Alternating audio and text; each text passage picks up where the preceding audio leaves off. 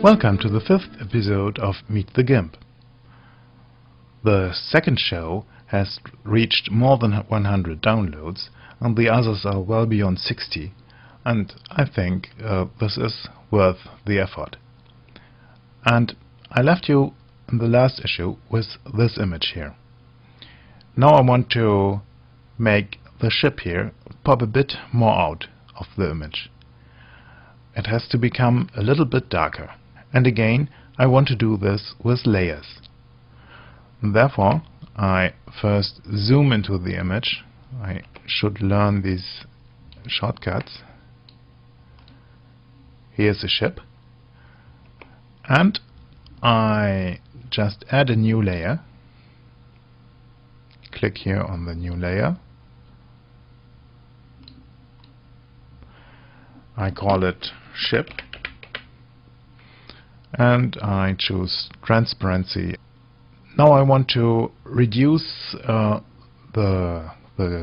luminosity, all three color channels, and for that I use again multiply, the mode multiply, and now I don't use a color but a gray to be multiplied with these colors here, with these pixels here, and then they should get darker. Okay, I choose the color selection mode and take here the scales, and here I reduce the value until I have a nice gray. Now I just pull this here over into the image, and you see I've got a darker ship. Back to the layer dialog here, and here I can now control the intensity of the effect with the slider here, or switch it on and off. But I want to keep this effect only to the area of the ship and not in the rest of the image. And for that I use a layer mask. A layer mask defines where the layer should be visible and where it should be invisible. Just right click here, add layer mask, and here I select a black layer mask. Black means hide all the layer. White would mean show all the layer. And this here is, as a German teacher, I would say, das kriegen wir später. We'll cover that later. Okay, you see, the layer has no effect. I can switch it on and off. It's no effect. But I can paint into the layer mask, or do some other use some other edit tools. And when I do that, it will reveal here the image. And for that I use a white, switch to black and white. I use a white foreground color and a black background color, and I take the brush, choose the options dialog, use a fairly big brush, 19 pixels, a circle, and go back to the layers dialog, and here I have to check if the layer mask or the layer itself is selected. Let me show you the effect.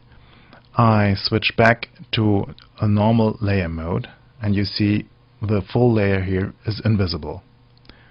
I have the white pen here, and now I write on the ship. I draw on the ship, and you see the gray layer is revealed. When I click on the layer itself and paint here, you see the layer is changed. It is now not gray, but it is white. I can go back here and with the X key change the colors, fore and background color, and paint black into my layer mask, and then the image is hidden. Okay, let me repair this here. Just Control and Z, Control and Z, and here we are back with the ship. Now I'm just filling the form of the ship with, sorry, wrong color, again X.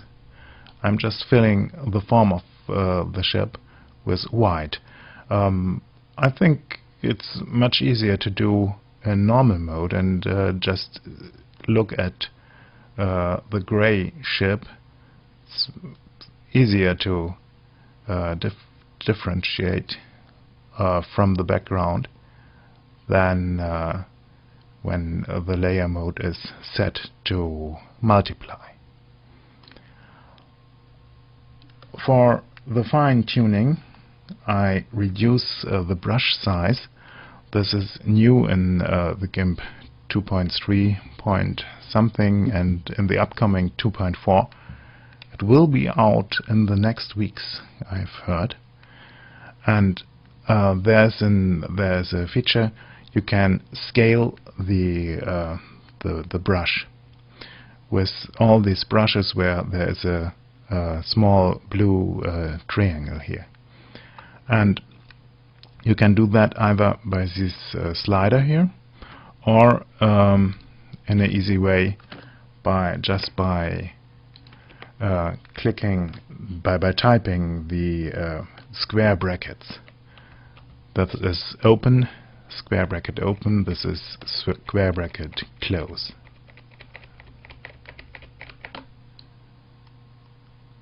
I wanted to use a small brush for the details,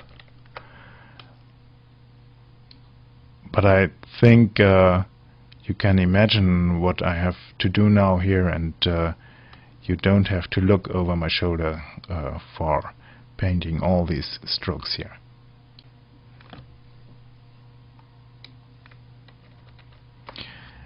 Now I have painted all the area of the ship gray, and I'll do the reverse now and check for areas where I have overpainted the edge. And I switch to multiply mode and reduce this a bit. I think I did a fairly good job, but I'm not so happy here with the area of the swell in front of the ship. This has to go, and I switch with X the colors and paint the swell again in black, and so it doesn't get darker. Perhaps I'll have to make it a bit brighter afterwards. I don't know. I'll look at that when the image is finished. Okay, let's check this here. In 100% zoom mode, I can get the ship a bit darker and brighter just by playing with the opacity.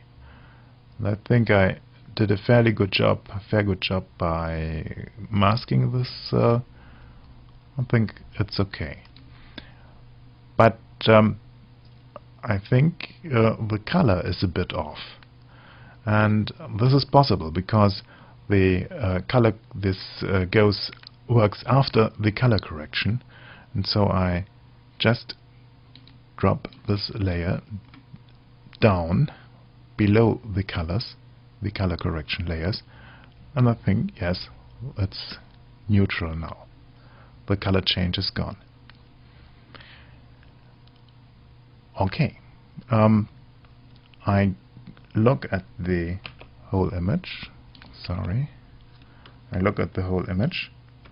Shift Control E, and I think this is a fairly good balance between the background, the birds, and the ship.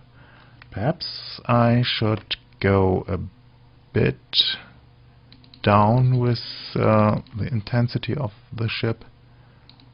Let's look better.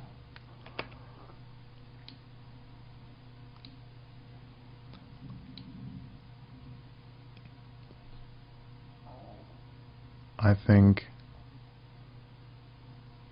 this is best.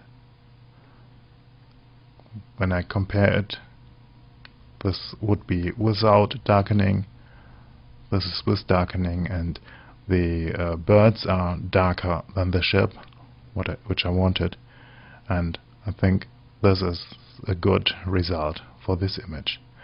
I can change it all the time, as with all the other layers too. I nearly forgot a thing. I painted the mask in the layer mask with a very sharp edge, and when I zoom into the image, let me take the zoom tool, you see there's a hard border here, and I want to have it a little bit smoother, because this may look a bit artificial, especially in a foggy scene. And for that I change back to the layer mask, editing the layer mask, it's still edited, and choose filters and blur, choose a Gaussian blur and go to here, and I think this is a good, the standard value, perhaps a little bit less. Oh, this looks good. Now I just blur the layer mask, and you see this hard edge here is gone.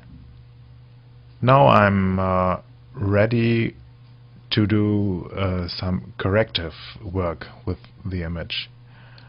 When you look at the image, you see here is a bit of wood in the water, and here is half a bird looking cut off at the edge, and I want to clone them out. And I choose the zoom tool, go in here, and now I choose the healing tool. It's a bit like the clone tool, but it works better in this case here. Again, I have the circle selected here, and you see I can't click into the image, there happens nothing, and there is this forbidden sign in the mouse pointer. And I should set a new heal source. Okay, I do it with Control and click. I think this is a good place to start. Control click, and now I can just click here. Oh, there's a problem here. You know what? Which problem? I am working on the wrong layer. Of course I have to choose the background layer, and I don't want to alter the background layer, and so I make a copy of it. Background copy. Okay, let's try this again. And now I have made another mistake. My source was this gray layer above, and of course I can undo this and just select the new source here. Let's take that here. Let it just click here, and it is gone. And for that I select this as the source and click, and it's gone. Let me look at it in 100% mode. It looks quite good.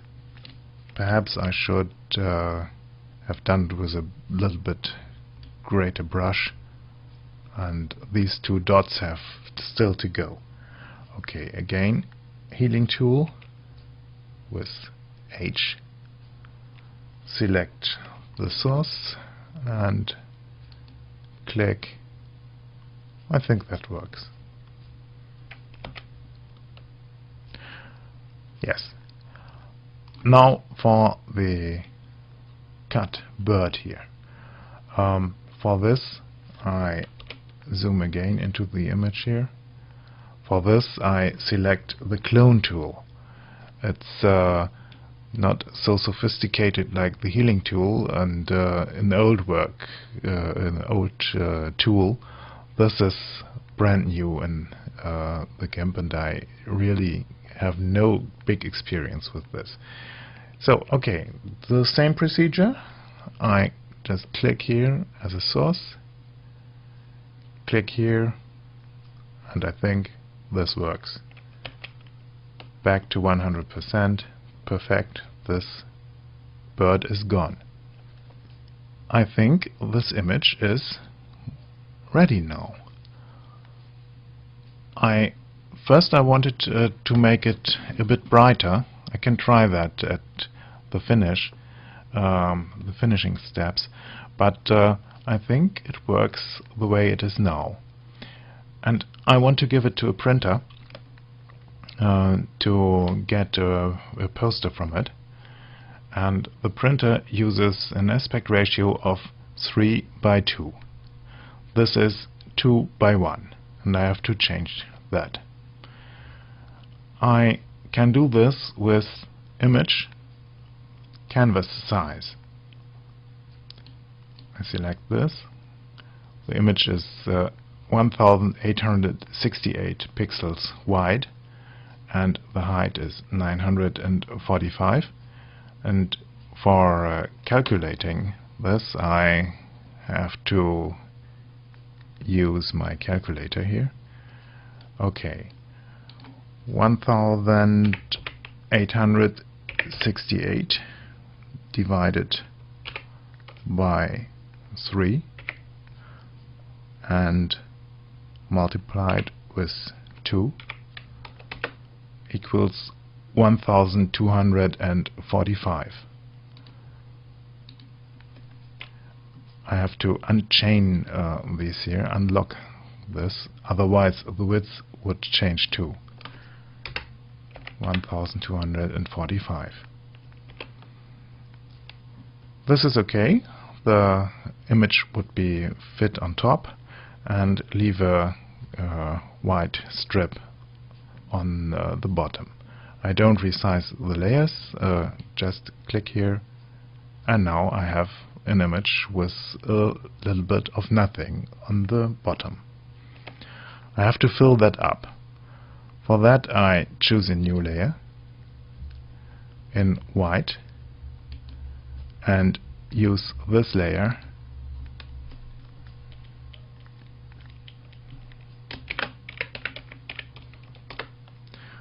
and use this layer as the bottommost layer. This white area here on the bottom will be cut off later, but I can use it as a clue for the printer. The printer is simply a computer with a print engine behind it, and it has to get some clues how to handle this image. And this image is quite unusual. It is nearly monochromatic and it has not much contrast in it. I select a rectangle here, just over the whole image. Select the blend tool, the gradient fill tool. Set the gradient, or it is set to black to white. And now I just fill this here up with that gradient.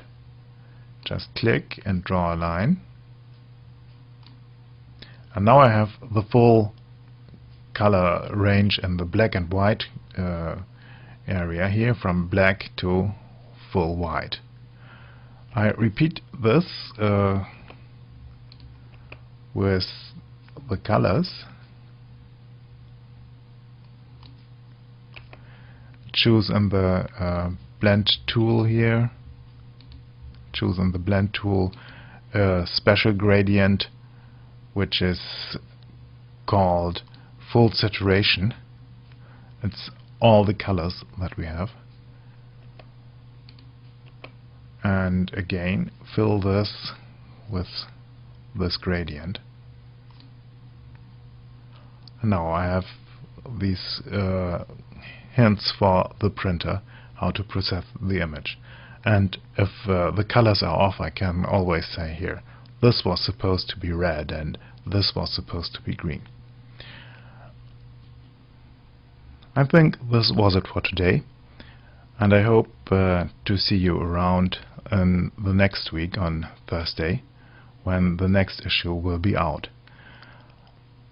I'm very happy about the comments. They start to come in, and if you want to tell me something about the show, please write an email to info@meetthegimp.org or leave a comment on the blog at meetthegimp.org, or come to the forum of tipsfromthetopfloor.com, and there is a link in my blog to that forum, and there you can talk about this show. If you want to improve your photography and live in the United States and have a bit of time in fall, just go to my homepage, meetthegimp.org, and click on this button. It brings you to the Learning to See workshop by Chris Marquardt from Tips from the Top Floor, and he has still some places left. Just check it out, contact him. I think I can recommend that workshop. I heard very good stuff about it. Okay, this was it for today. See you around next Thursday, and goodbye up to then. Welcome to the 5th